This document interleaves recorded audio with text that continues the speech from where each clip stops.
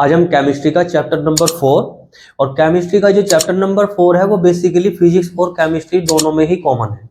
आज हम उस पर स्टडी करेंगे, उस पर डिस्कस करेंगे और हम सबसे पहले डिस्कवरी ऑफ इलेक्ट्रॉन या डिस्कवरी ऑफ कैथोड रे और फिर डिस्कवरी ऑफ एनोड रे, डिस्कवरी ऑफ कैनाल रे, इनके बारे में जानेंगे कि कैसे कैसे इनकी डिस्कवरी हुई है। हमें डिस्कवरी ऑफ इलेक्ट्रॉन जानना है कि इसकी डिस्कवरी हुई कैसे है।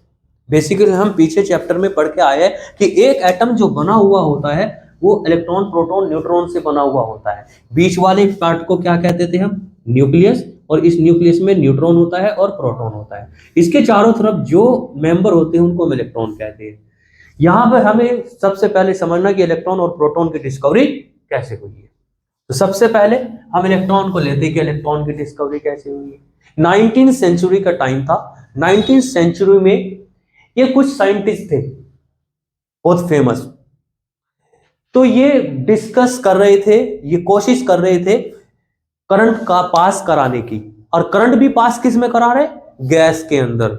ये कमरा है, इस कमरे में गैस है, इसमें पास करा रहे हैं करंट। बेसिकली मेटल के अंदर तो करंट पास हो ही जाती है कि एक वायर लगाओ, वो वायर में करंट पास हो जाएगी। लेकिन ये ट्राई कर रहे थे कि गैस में भी क्या करंट पास हो सकती है क्या। इन्होंने ऐसी कोशिश की और करके दिखाई और हुई, और वाकई में हुई। ये बात अभी तुम्हें समझ में नहीं आ रही होगी कि गैस में कैसे हो जाती है करंट पास, है ना? हो जाती है। अभी जो पहले ट्यूब लाइट आती थी ना, ट्यूब लाइट, उस ट्यूब लाइट के अंदर हम गैस डालते थे और गैस में करंट पास कराते थे तो हमें एक रोशनी दिखाई देती थी। तो जो ट्यूब लाइट आती थी ना, उसमें गैस होती थी, वो ग्लो करती थी और वो रोशनी देती थी। हाँ, वो गैस भरते थे हम दूसरी, वो अलग अलग गैस रहती थी वो। अच्छा, अब इसमें इन्होंने गैस के अंदर करंट को कैसे पास कराया, बात है ये। इन्होंने सबसे पहले एक ट्यूब ली और उस ट्यूब का प्रेशर बहुत डाउन कर दिया। नॉर्मल प्रेशर पे गैस में करंट पास नहीं हो सकती, ये बात पक्की है। जब आप ट्यूबलाइट को फोड़ते हो तुरंत भड़क सी आवाज नहीं आती, तो इसका मतलब यही है कि उसका प्रेशर अंदर बहुत डाउन था। जब प्रेशर को डाउन कर दिया जाता है और करंट पास कराते हैं तब पॉसिबिलिटी होती है कि करंट पास हो जाए। इन्होंने ऐसे ही किया। ये ट्यूब ली, इस ट्यूब में अंदर जो हवा थी, सबसे पहले उस हवा को बाहर निकाल दिया गया थ्रू द वैक्यूम पंप्स। तो यहाँ पे हम एक वैक्यूम पंप इन बना देंगे, यहाँ पे ये वैक्यूम पंप हो जाएगा हमारा, इसको बोलेंगे हम वैक्यूम पंप। तो यहाँ से हवा को बाहर निकाल दिया गया, इसके अंदर प्रेशर कर दिया इन्होंने डाउन, तो डाउन, बहुत ही ज्यादा डाउन, इसको बोलेंगे very low pressure. Very low, low pressure भी नहीं, वेरी लो प्रेशर। कितना प्रेशर किया इन्होंने? 10 की पावर -2, 10 की पावर -3। अब ये प्रेशर कितना होता है ये समझ में नहीं आ रहा हमारी। पास्कल तो हमें समझ में भी आता, 1 पास्कल। अभी जब आप जिस कमरे में बैठे हैं ये बेसिकली 1 एटमॉस्फेयर है, और 1 एटमॉस्फेयर को अगर मैं मरकरी कॉलम में कन्वर्ट करके आपको बोलूं तो 76 सेंटीमीटर बोलूंगा कि अभी का जो प्रेशर है वो 76 सेंटीमीटर है। अब इस प्रेशर को down down down down down करते चले जाओ, आपकी समझ में आ जाएगा। 76 का आधा कितना होगा? 36 होगा, 38 है ना, 38 हो जाएगा। 38 आधा प्रेशर, जो भी ये प्रेशर है उसका आधा कर दो तो वो प्रेशर कितना बोला जाएगा? 38 सेंटीमीटर। ऐसे डाउन डाउन डाउन डाउन करते करते करते 1 सेंटीमीटर आ जाएगा हमारा प्रेशर। 1 सेंटीमीटर भी नहीं किया इन लोगों ने। इन लोगों ने देखो कितना प्रेशर डाउन किया, 10 की पावर -2 से 10 की पावर -3 मिलीमीटर, मिलीमीटर में चले गए। इतना प्रेशर डाउन किया, बहुत कम प्रेशर है ये। इतने प्रेशर पर इन्होंने फिर कोशिश की गैस पास कराने की। तो गैस पास कराने के लिए बेसिकली हमें बैटरी लगेगी, और बैटरी इन्होंने पता कितने वोल्टेज की ली? इन्होंने बैटरी ली, कितने वोल्टेज की बैटरी ली? वेरी हाई वोल्टेज था, लगभग इसका जो वोल्टेज था इसमें लिखा है 5000 से 10,000। यहाँ पे इन्होंने वोल्टेज लिए 5000 से 10,000 वोल्टेज। इतना तो वोल्टेज लगाया इन्होंने। ये पॉजिटिव टर्मिनल, सॉरी ये नेगेटिव टर्मिनल और ये पॉजिटिव टर्मिनल। यहाँ पर 2 प्लेट लगाई गई, यहाँ 2 प्लेट है, एक प्लेट इधर है, एक प्लेट इधर है। जो प्लेट नेगेटिव टर्मिनल से कनेक्ट है उसको हम कैथोड बोलते हैं, कैथोड प्लेट हो गई है। और जो पॉजिटिव से कनेक्ट होती है उसको एनोड बोलते हैं। तो है दोनों प्लेट ही। कभी आप ये समझो ना ये चांदी की, ये सोने की, नहीं, दोनों सेम मेटल की है। कनेक्शन हमने अलग अलग कर दिया तो उनके नाम भी अलग अलग रख दिए हमने, नेगेटिव प्लेट को कैथोड और पॉजिटिव को एनोड। ठीक है, काम शुरू कर दिया इन्होंने, वोल्टेज इधर से भेजे, इधर से जब इन्होंने वोल्टेज भेजे तो यहां पर इनविजिबल रेज निकली, वो इन्होंने दिखाई नहीं दी, उन लोगों को दिखाई नहीं कि रेज आ रही है। अब दिखाई नहीं तो उन्हें पता कैसे चला कि इसमें रेज आ रही है? पता ऐसे चला कि ये जो वैक्यूम ट्यूब थी कांच की बनी हुई थी, ये चमकने लगी, शाइन करने लगी, ग्लो होने लगी है। उन्होंने सोचा कि बीच में कुछ ना कुछ है, मतलब इसके अंदर कुछ ना कुछ तो हो रहा है, वो रेज है और जो इधर से इधर कहीं या इधर से इधर जा रही है या इधर से इधर जा रही है। अब ये पता नहीं है जा किधर रही है, इधर जा रही है या इधर जा रही है, बट जा रही है। पता कैसे चला?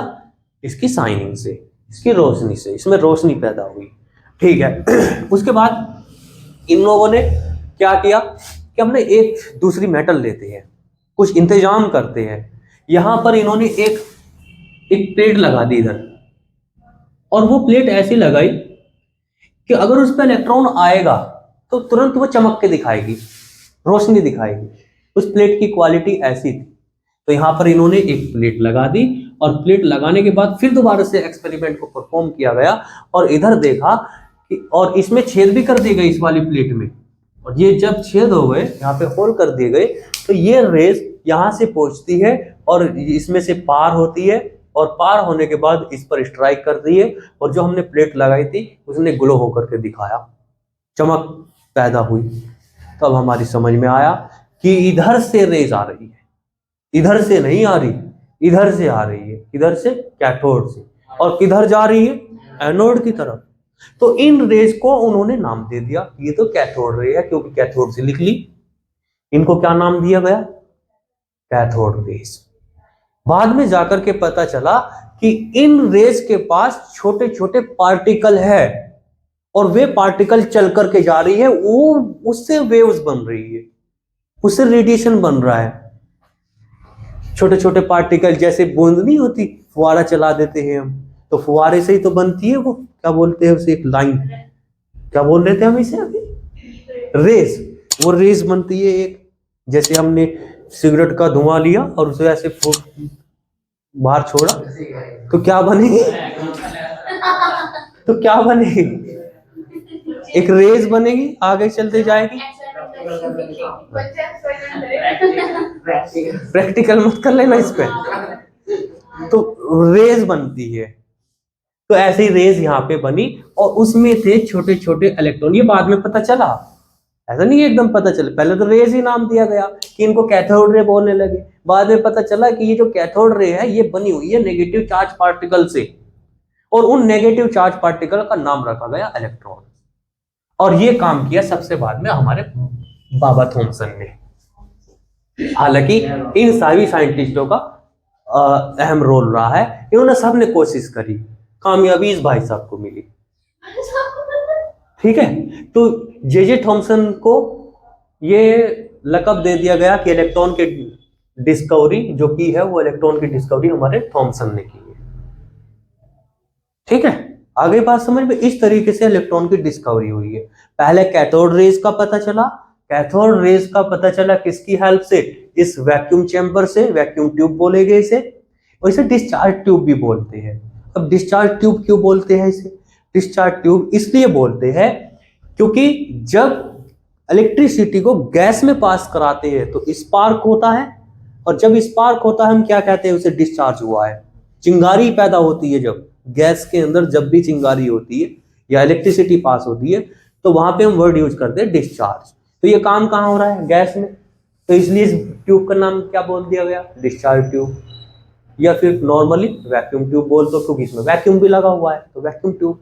तो अलग अलग साइंटिस्ट ने अलग अलग नाम दे दिया इसका। तो आप कोई सी भी ट्यूब बोल दो, इसे वैक्यूम ट्यूब, या फिर कौन सी ट्यूब बताई थी? Vacuum tube, discharge tube. तो ये डिस्चार्ज ट्यूब में हो रहा है। ठीक है, तो सबसे पहले डिस्कवरी ऑफ कैथोड रे हुई, दैट रे which start from the cathode plate and toward the anode rays. This rays is known as cathode rays. After which These ray made up of some particles, very small particles, which has negative charge, and this charge is carried by the electrons. तो electrons के पास होता है वो charge, electron से बनी हुई थी।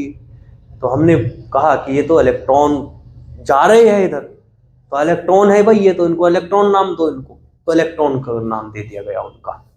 तो इस तरीके से इलेक्ट्रॉन की डिस्कवरी हुई है, बहुत मेहनत लगी है। ऐसे ही प्रोटॉन की हुई है, सेम ऐसे ही हुई है, पर थोड़ा सा डिफरेंस है हल्का सा, वो मैं अभी बताता हूँ कि प्रोटॉन की डिस्कवरी कैसे हुई है। ये बात समझ में आ गई?